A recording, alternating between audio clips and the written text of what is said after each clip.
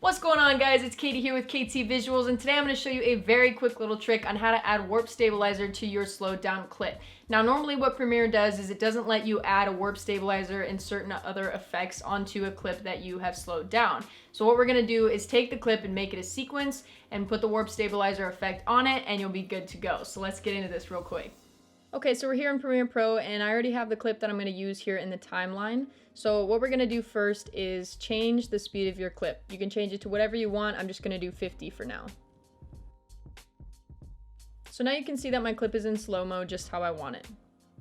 Even though my clip isn't that shaky, I might want to add a little bit of a warp stabilizer effect, but because my clip is now at 50%, it won't let me. So if we go up to Effects, and we type in warp stabilizer in the effect section and drag warp stabilizer onto your clip, you can see that it says warp stabilizer and speed can't be used on the same clip. And you get this little error down here in the corner. So we're gonna push Command Z to undo what we just did.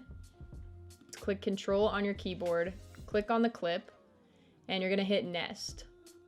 Now you have a nested sequence.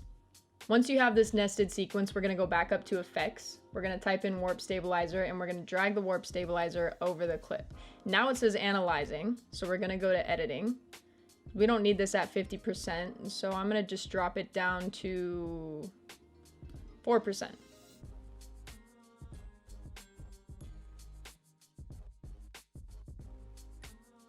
So now your clip is stabilized and it's at 50% and you're good to go. Thank you so much for watching this video. If it helped you, please give me a thumbs up and subscribe to my channel down below. I would really appreciate it. Also, take a moment to check out the link in the description as I just launched my first digital product store, and maybe you guys can find some things on there that will help you out. All right, I will see you guys next week with another tutorial. Thank you for watching.